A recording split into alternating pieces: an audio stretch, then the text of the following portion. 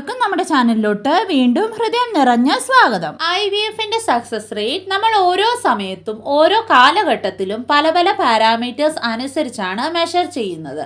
പക്ഷേ IVF ചെയ്യുന്ന ഓരോരുത്തരെയും അനുസരിച്ച് നമ്മുടെ കയ്യിൽ ഒരു കുഞ്ഞിനെ എപ്പോൾ ലഭിക്കും, അതാണ് IVFന്റെ അൾട്ടിമേറ്റ് സക്സസ് എന്ന് പറയുന്നത്.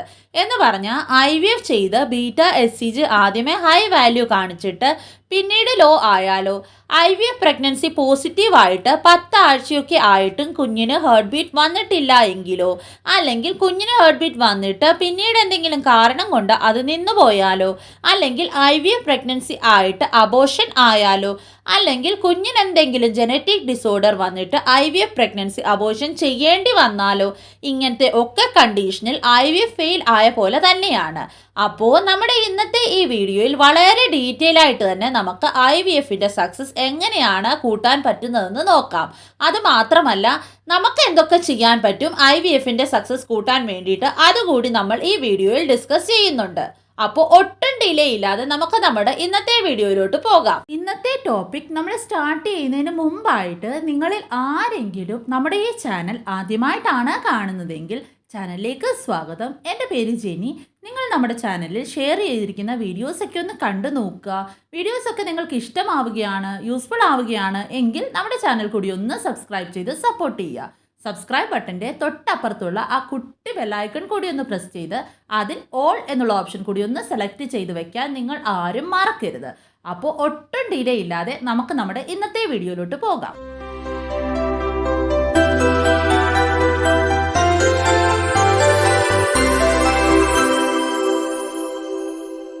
ആദ്യത്തെ മെയിൻ പോയിന്റ് എന്താണെന്ന് വെച്ചാൽ, നിങ്ങൾ ഓവർ വെയ്റ്റ് ആണെങ്കിലോ അണ്ടർ വെയ്റ്റ് ആണെങ്കിലോ നിങ്ങളുടെ വെയ്റ്റ് കറക്റ്റായിട്ട് മെയിൻറ്റെയിൻ ചെയ്ത് വയ്ക്കാൻ നിങ്ങൾ ശ്രദ്ധിക്കുക. നിങ്ങൾ ഓവർ വെയ്റ്റ് ആണെങ്കിൽ നിങ്ങളുടെ BMI 23-ൽ കൂടുതൽ ആണെങ്കിൽ നിങ്ങൾ വെയിറ്റ് കുറയ്ക്കാൻ എന്തായാലും ശ്രദ്ധിക്കുക. അത് മെയിൽ ആയാലും ഫീമെയിൽ ആയാലും. കാരണം സ്റ്റഡീസിൽ പറയുന്നത് ഓവർ വെയ്റ്റ് ആയ ആളുകളിൽ, അത് ഫീമെയിൽ ആയാൽ അവരുടെ എഗ് ക്വാളിറ്റി കുറയുമെന്നും മെയിൽ ആയാൽ അവരുടെ സ്പേം ക്വാളിറ്റി കുറയുമെന്നുമാണ്. അപ്പോൾ വെയിറ്റ് റിഡക്ഷൻ ഒരുപാട് ഇമ്പോർട്ടൻ്റ് ആണ്. അത് IVF ആയാലും IUI ആയാലും നോർമൽ പ്രഗ്നൻസിക്ക് ട്രൈ ചെയ്യുവാണെങ്കിലും. അടുത്ത ഒരു പോയിന്റ് IVF സക്സസിന് വേണ്ടിയിട്ട് വേണ്ടിയത് എന്താണെന്ന് വെച്ചാൽ, ഡോക്ടേഴ്സ് തരുന്ന മെഡിസിൻസ്, ഇഞ്ചെക്ഷൻസ് ഒക്കെ കറക്റ്റായിട്ട് കറക്റ്റ് ടൈമിൽ കറക്റ്റ് ഡോസിൽ തന്നെ ഫോളോ ചെയ്യുക. കാരണം നമുക്ക് ഈ തരുന്ന മെഡിസിൻസ് ആണ് നമ്മുടെ IVF സക്സസിന്റെ മെയിൻ സ്റ്റെപ്പ് എന്ന് തന്നെ പറയാം. പിന്നെ അടുത്ത ഒരു പോയിന്റ് എന്താണെന്ന് വെച്ചാൽ, നിങ്ങൾക്കറിയാം IVFൽ എംബ്രിയോസിനെ നമ്മൾ വെളിയിലാണ് എന്ന് വെച്ചാൽ ലാബിലാണ് പ്രിപ്പയർ ചെയ്ത് എടുക്കുന്നത്. എഗ്സും സ്പേംസും യുണൈറ്റ് ചെയ്താണല്ലോ എംബ്രിയോസിനെ ഉണ്ടാക്കുന്നത്. അപ്പോൾ നിങ്ങളുടെ IVF സ്പെഷ്യലിസ്റ്റ് ഡിസൈഡ് ചെയ്യും നിങ്ങളുടെ എഗ് എടുക്കാൻ വേണ്ടിയിട്ട് ഏതാണ് ബെസ്റ്റ് ടൈം എന്നും സ്പേം എടുക്കാൻ വേണ്ടിയിട്ട് ഏതാണ് ബെസ്റ്റ് ടൈം എന്നും.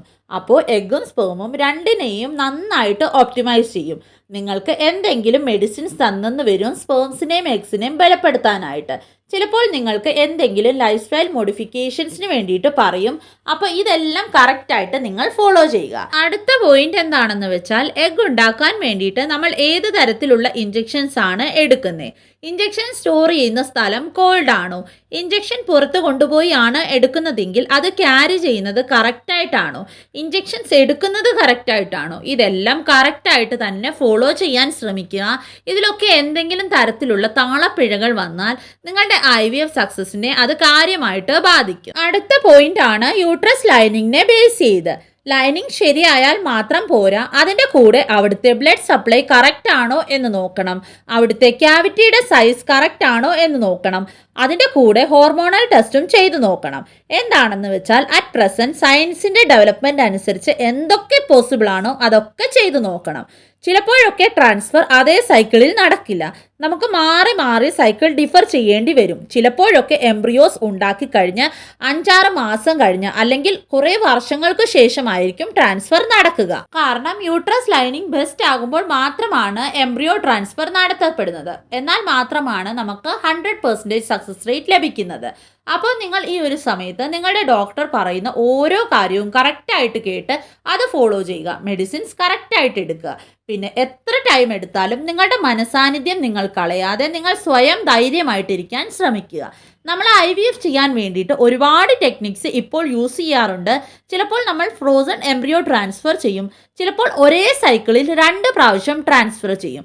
അതിനെ നമ്മൾ സീക്വൻഷ്യൽ എംബ്രിയോ ട്രാൻസ്ഫർ എന്ന് പറയും. അപ്പോൾ ബേസിക് കാര്യം എന്താണെന്ന് വെച്ചാൽ എഗ്ഗും സ്പേമും എംബ്രിയോയും യൂട്രസിന്റെ ലൈനിങ്ങും ഇതിനെയെല്ലാം നന്നായിട്ട് ഓപ്റ്റിമൈസ് ചെയ്തിട്ട് മാത്രമാണ് IVF ചെയ്യുന്നത്.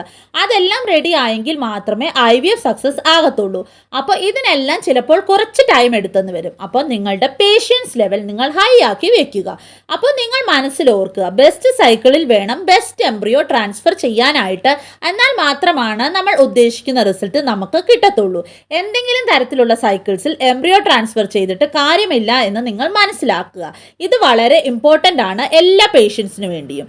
ഒരു തരത്തിലുള്ള ഇൻഫെക്ഷൻസും നിങ്ങൾക്ക് ഈ ഒരു സമയത്ത് ഉണ്ടാവാൻ പാടില്ല. എന്തെങ്കിലും ഇൻഫെക്ഷൻസ് നിങ്ങൾക്ക് വന്നാൽ നിങ്ങൾ വെച്ചോണ്ടിരിക്കാതെ തീർച്ചയായിട്ടും നിങ്ങൾ കാണിക്കുന്ന ഡോക്ടറിനെ ഇൻഫോം ചെയ്യാൻ ഓർക്കുക. പിന്നെ അടുത്തതായിട്ട് IVF ചെയ്യുന്ന ടൈമിൽ നിങ്ങൾ മെന്റൽ സ്ട്രെസ് എടുക്കാതിരിക്കാൻ പ്രത്യേകം ശ്രദ്ധിക്കുക. ടെൻഷൻ, മെന്റൽ സ്ട്രെസ് ഇതെല്ലാം IVFന് നെഗറ്റീവായിട്ട് വരും. മറ്റുള്ള എല്ലാ കാര്യങ്ങളും ഡോക്ടേഴ്സാണ് ചെയ്യുന്നത്, ബട്ട് ഈ ഒരു കാര്യം നിങ്ങളാണ് ചെയ്യേണ്ടത്. ടെൻഷൻ ഫ്രീ ആയിട്ടിരിക്കാൻ പ്രത്യേകം നിങ്ങൾ ശ്രദ്ധിക്കുക. പിന്നെ ലാസ്റ്റായിട്ട്, പക്ഷേ ലീസ്റ്റ് അല്ല, മോസ്റ്റ് ഇമ്പോർട്ടൻറ്റ് കാര്യമാണ് നല്ല ഒരു ക്ലിനിക്കും നല്ല ഒരു ഡോക്ടറും. എല്ലാ ന്യൂ ടെക്നോളജീസും അവൈലബിൾ ആയിരിക്കുന്ന നല്ല ഹൈജീൻ മെയിൻറ്റെയിൻ ചെയ്യുന്ന ലാബായിരിക്കണം. എക്സ്പീരിയൻസ് ഉള്ള നല്ല ഡോക്ടർ ആയിരിക്കണം. അത് നിങ്ങളുടെ IVF സക്സസിന് ഒരുപാട് ഗുണം ചെയ്യും. നിങ്ങളുടെ പ്രഗ്നൻസി റേറ്റ് ഈ ഒരു കാര്യം കൊണ്ട് കൂടും. പിന്നെ അടുത്തതായിട്ട്, നിങ്ങളുടെ ട്രീറ്റ്മെൻറ്റിനെ നിങ്ങൾ മറ്റൊരാളുടെ ട്രീറ്റ്മെൻറ്റുമായിട്ട് കമ്പയർ ചെയ്യാതിരിക്കുക. കാരണം നിങ്ങൾ IVF ചെയ്യുന്നത് എന്ത് റീസൺ കൊണ്ടാണോ ആ ഒരു റീസൺ ആയിരിക്കത്തില്ല വേറെ ഒരാൾക്ക്.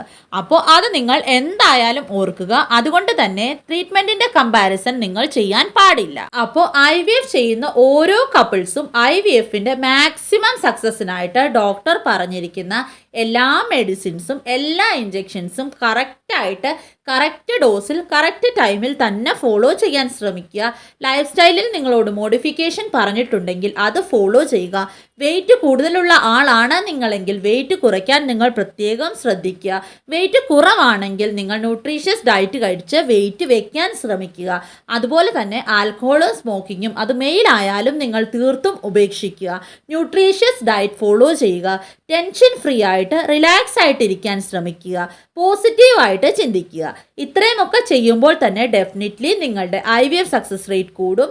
നിങ്ങൾക്ക് നിങ്ങൾ ആഗ്രഹിച്ച പോലെ നിങ്ങളുടെ കയ്യിൽ ഒരു പൊന്നോമന മുത്തിനെ കിട്ടുകയും ചെയ്യും. ദൃഢനിശ്ചയമുള്ളവർക്ക് എന്തിനേയും കരസ്ഥമാക്കാനുള്ള ഒരു ശുഭാപ്തി വിശ്വാസവും ഒരു ധൈര്യവും ഒരു മനസാന്നിധ്യവും കിട്ടും. അപ്പോൾ അതുപോലെ തന്നെ നിങ്ങൾ IVF ജേർണിയിലൂടെ കടന്നു പോകുന്നവരാണ് എങ്കിൽ നിങ്ങൾ തീർച്ചയായിട്ടും നിങ്ങൾ ദൃഢനിശ്ചയമായിട്ട് നിങ്ങളുടെ കുഞ്ഞിനെ നിങ്ങൾക്ക് ലഭിക്കും എന്ന് തന്നെ വിശ്വസിക്കുക. തീർച്ചയായിട്ടും ഈ IVF ജേർണിയുടെ അവസാനം നിങ്ങളുടെ കയ്യിൽ നിങ്ങൾ ആഗ്രഹിക്കുന്നത് പോലെ ഒരു പൊന്നോമനയെ നിങ്ങൾക്ക് ലഭിക്കുക തന്നെ ചെയ്യും.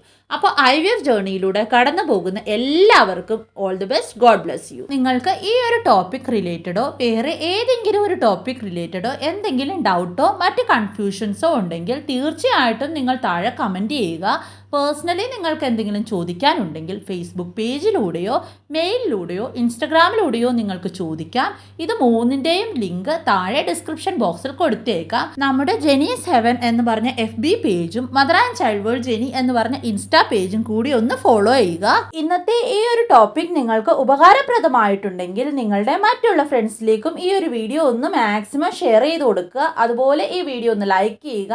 Mother and Child World Jenny എന്ന് പറഞ്ഞ ഈ ഒരു ഫാമിലിയിലേക്ക് നിങ്ങളും ജോയിൻ ചെയ്യാൻ ആഗ്രഹിക്കുന്നുണ്ടെങ്കിൽ താഴെ കാണുന്ന സബ്സ്ക്രൈബ് ബട്ടൺ ഒന്ന് ക്ലിക്ക് ചെയ്ത് തൊട്ടപ്പുറത്തുള്ള ബെല്ലൈക്കൺ കൂടി ഒന്ന് പ്രസ് ചെയ്ത് അതിൽ ഓൾ എന്നുള്ള ഓപ്ഷൻ കൂടി ഒന്ന് തിരഞ്ഞെടുത്ത് വെക്കാൻ നിങ്ങൾ ആരും മറക്കരുത്. എന്നാൽ മാത്രമാണ് നമ്മൾ ഡെയിലി ഇൻഫോർമേറ്റീവ് ആയിട്ടുള്ള വീഡിയോസ് ഇടുമ്പോൾ അതിൻ്റെ നോട്ടിഫിക്കേഷൻ നിങ്ങൾക്ക് മുടങ്ങാതെ ലഭിക്കുന്നത്. അപ്പോൾ ഇനിയും അടുത്തൊരു ഇൻഫോർമേറ്റീവ് വീഡിയോയുമായിട്ട് നമുക്ക് നാളെ കാണാം. അതുവരേക്കും stay tuned. It's me Jenny signing off. Take care and good bye. God bless you dears.